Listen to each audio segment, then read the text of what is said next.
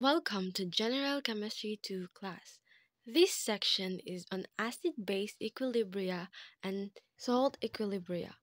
This lesson is about Bronsted Lowry acids and bases. Let's begin. In this lesson, we will define Bronsted acids and bases. Acids are characterized by their sour taste. Some acids can tarnish a number of metals. They can change the color of litmus from blue to red and conducts electricity in water. Examples of acid are vinegar, muriatic acid, and fruit juices. Bases are known to have a bitter taste. They are slippery when touched, can change the color of litmus from red to blue, and conduct electricity in water. Examples are soap, baking soda, and drain cleaner. Svante August Arrhenius, a Swedish chemist, defines an acid as a substance that produces proton in water, while a base as a substance that releases hydroxide ion in water. Hydrochloric acid is an Arrhenius acid since it produces proton in water. Sodium hydroxide is an Arrhenius base since it produces hydroxide ion in water. However, is applicable only to substances dissolved in water. Johannes Nicholas Bronsted, a Danish chemist, and Thomas Martin Lowry, an English chemist, independently came up with a more generalized definition of an acid and a base. For them, an acid is a proton donor while base is a proton acceptor, regardless of the solvent in which they are dissolved. Hydrochloric acid is a Bronsted Lowry acid since it is capable of donating proton. When water accepts the proton donated by hydrochloric acid, hydronium ion is produced. Sodium hydroxide is a Bronsted Lowry base. It dissociates into sodium and hydroxide ions. The hydroxide ion can accept a proton to produce water. The Bronsted and Lowry definition of acids and bases gives rise to the concept of conjugate acid-base pair. An acid, upon losing a proton, produces its conjugate base, whereas a base, upon accepting a proton, produces its conjugate acid. Consider the acid-base reaction of hydrochloric acid with water. Hydrochloric acid can donate one proton to water, so it is an acid. When it loses its proton, its conjugate base, chlor- chloride ion, is produced. On the other hand, water in this case is a base since it can accept proton from hydrochloric acid. As water accepts a proton, hydronium ion, its conjugate acid, is produced.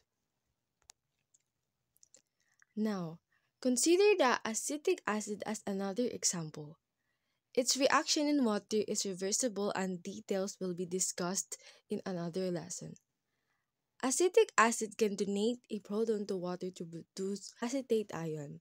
This means acetic acid is an acid, while acetate on its conjugate base. On the other hand, water accepts the proton from acetic acid, producing hydronium ion.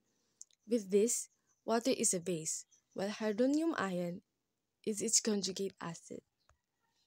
Let's have ammonia as another example. Ammonia can accept a proton from water to produce ammonium ion. With this, ammonia is a base while ammonium ion is its conjugate acid.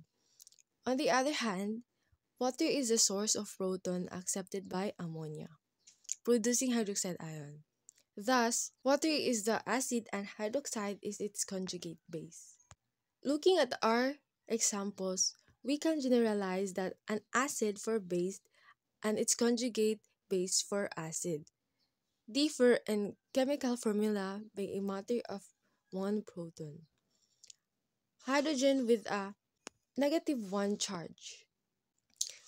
Example number 1. Identify the conjugate acid base pair in the following reaction. Solution. Given is the equation for the reaction of ethylamine with water, we can see that ethylamine lacks one hydrogen and one positive charge compared to ethylammonium ion, while water has one more hydrogen and lacks positive one charge compared to hydroxide. Thus, the conjugate acid base pairs are ethylamine and ethylammonium ion, and water and hydroxide ion.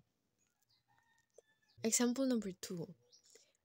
Determine whether sulfuric acid and sulfate ion make up a conjugate acid base pair.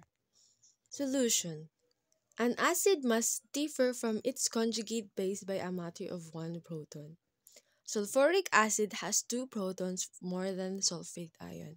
Therefore, sulfuric acid and sulfate ion do not make up a conjugate acid base pair. To summarize, a Bronsted Lowry acid is a proton donor while a Bronsted Lowry base is a proton acceptor. The reaction of a Bronsted Lowry and acid with a Bronsted Lowry base gives rise to the acid's conjugate base and the base's conjugate acid. References? That would be all. Thank you. Acid-base equilibria and salt equilibria. Part 1, Bronsted Lowry acids and bases quiz. Number 1. Complete the table below.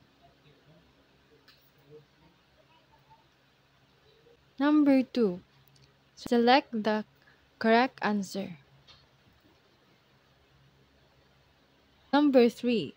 Which of the following is true about the limitation of Arrhenius' definition of acid and bases? A. It holds true only to aqueous solutions. B. It is true only for acids and bases in organic solvents. C. It is the most generalized way of defining acids and bases. D. It is true only at room temperature. Number 4. Which of the following is correct about a Bronsted Lowry base? A. A base is a proton donor. B. A base is an electron donor. C. A base is a proton acceptor. D. A base is an electron acceptor. Number 5. Which of the following is correct about a Bronsted Lowry acid? A. An acid is an electron donor. B. An acid is an electron acceptor. C. An acid is a proton acceptor. D. An acid is a proton donor. Number 6. Which of the reactants is the Bronsted Lowry acid? A or B? Number 7. Consider the following reaction. Which of the reactants is the Bronsted Lowry base? A or B? Considering the following reaction, which of the products is the conjugate base of the acid on the reactant side? A or B? Number 9. Considering the following reaction, which of the products is the conjugate acid of the base on the reactant side?